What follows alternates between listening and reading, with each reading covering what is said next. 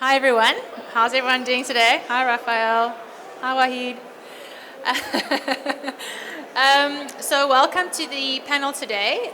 We're going to be discussing startups in Africa, investment around fintech. So I'd like to call up my panelists who are going to be joining me today. First up, we've got Jenny Ward. Jenny is the CEO of Neighbiz. Please come join us, Jenny. Waheed Adam is the founder of Prime Group. Please welcome Waheed. I feel like a talk show host, not a moderator. Then we've also got Phathizwe Malinga, who is managing director of SqwidNet. Come on, guys, round of applause. Look excited. And we've got Jignesh Dave, who is the CEO of Next Cellular, or Next 360. And finally, Irfan Pardesi, the founder of ACM Gold. Okay, let's just move his chair around here. There you go. You guys are quite cozy over there, hey? You're welcome to spread out if you want, or you can share the love. Right, so the topic of today's panel is fintech investment and startups in Africa. And what I think we'll do to start off is we'll get each of these ladies and gentlemen to just introduce themselves and tell us a little bit about their company and what it does. So Irfan, why don't we start with you? Jignesh. I apologize, Jignesh.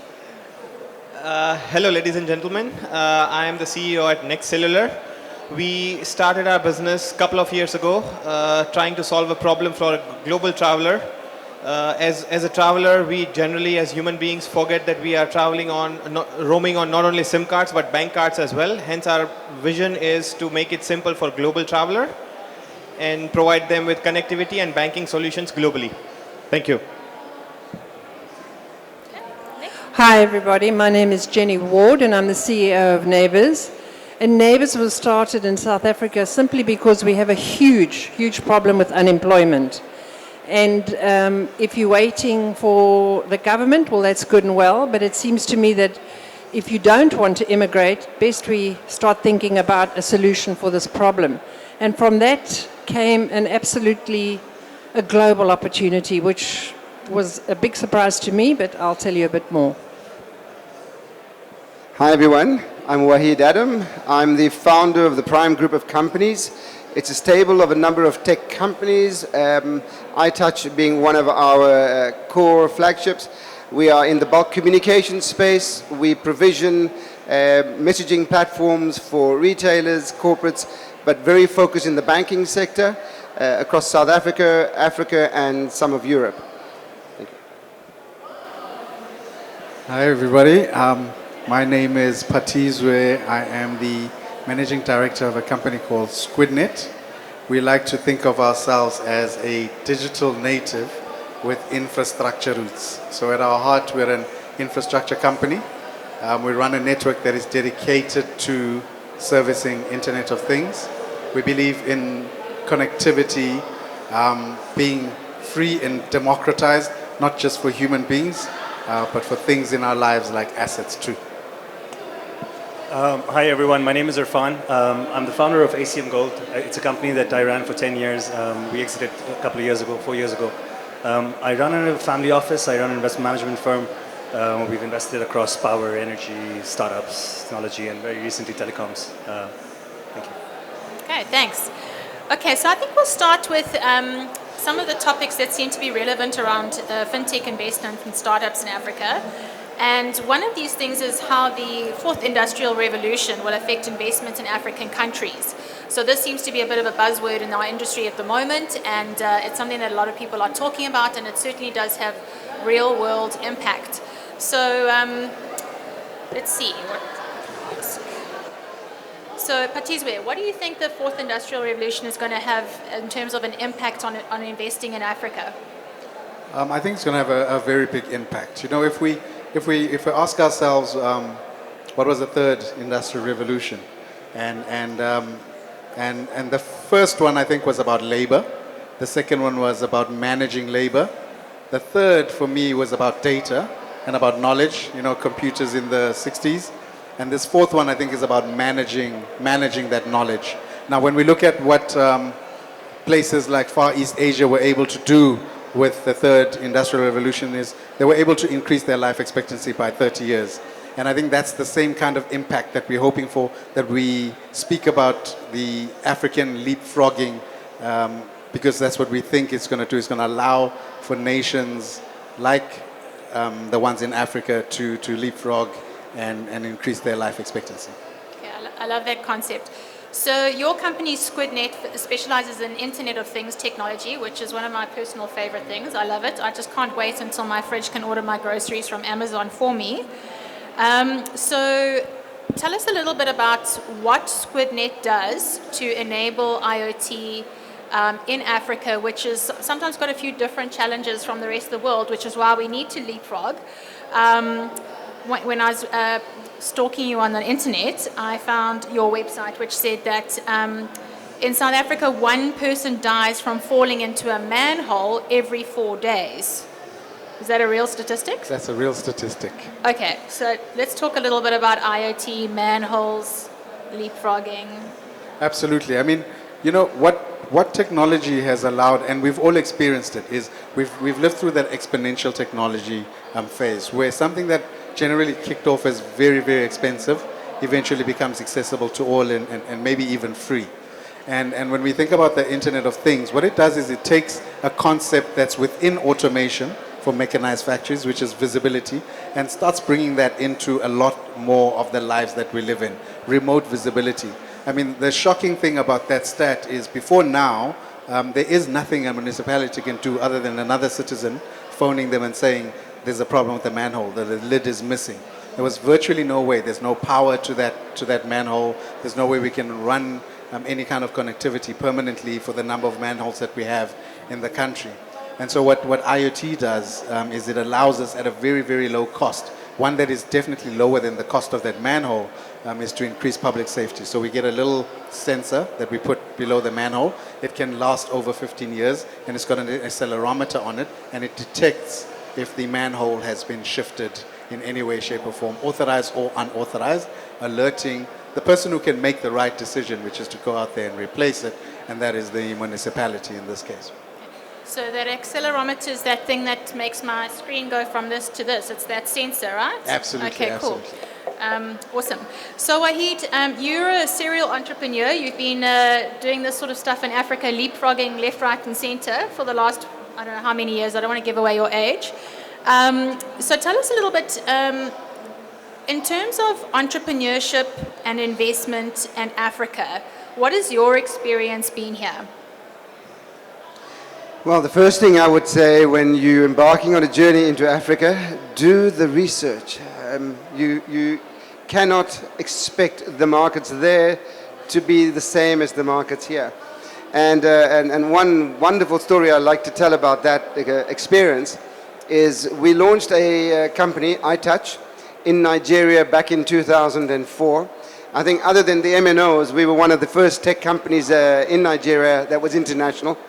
And at the time, South Africa had about 13 million cell phone subscribers, and Nigeria was very, very similar. So we anticipated that our results here should be very similar to the results in Nigeria. And then we went into the market, and the first 3 years, we learned a different lesson around that. And one of it was that Nigerians love to have more than one cell phone.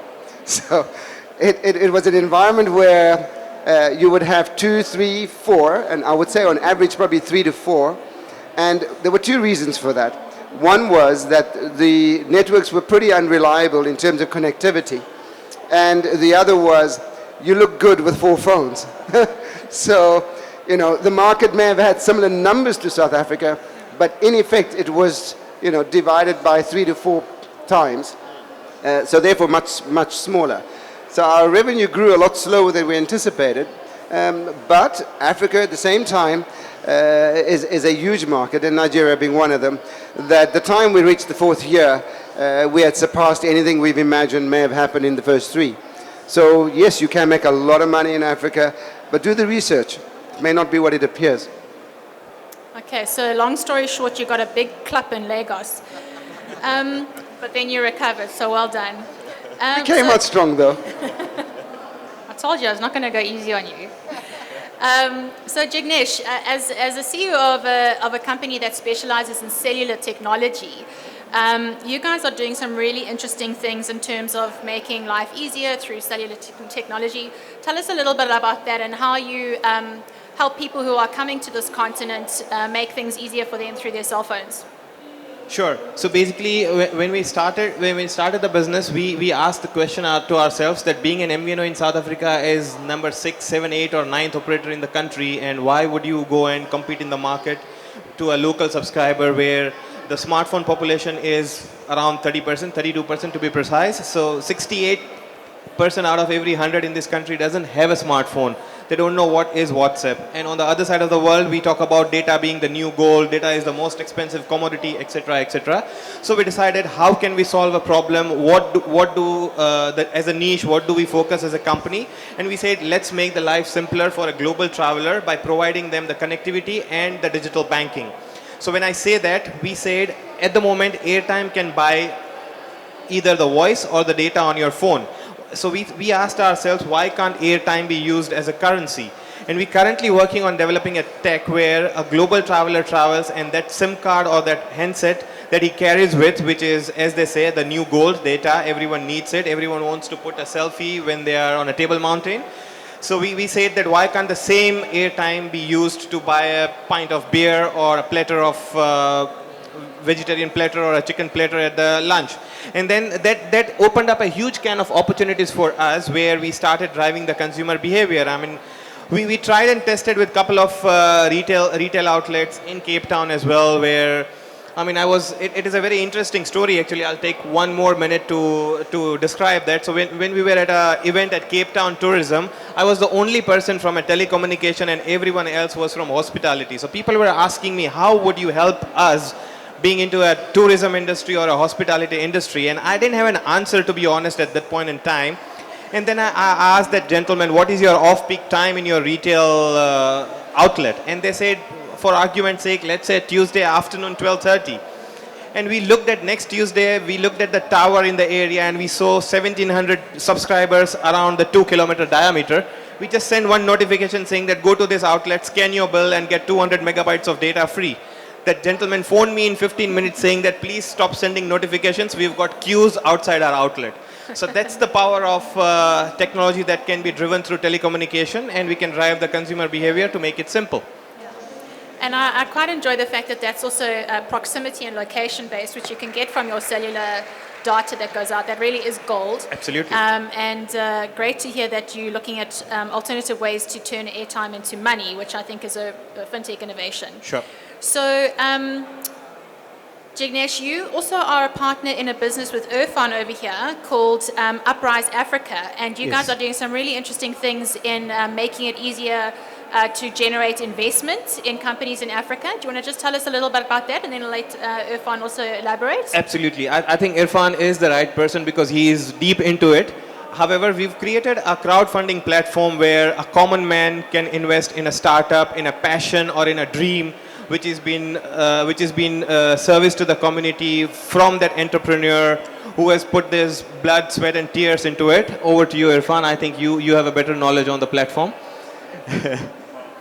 Well, I think what you said is spot on. You know, it's we sit in an environment in this continent where we cannot start following exactly what happened in the Western world. You know, it's funding is not an easy task in Africa. However, there is individuals who would like to participate in this growth story. And crowdfunding was one way to crack the code. Crowdfunding was one way to ensure that on one side we can democratize investments, for individuals to be able to participate in these investments. But on the other side, it's the idea of a startup, the idea of that dreamer when he goes out and he wants to prove himself, he wants to do something, she wants to do something, that, like he said, the tears, the sweat, there was only one way of being able to, create some sort of value around it, and that way was essentially creating startup equity as currency, right? I mean, that currency potentially is backed by, somebody's dreams, somebody's efforts, 10 years of hard work, fights at home, raising money, knocking door to door. So the idea really was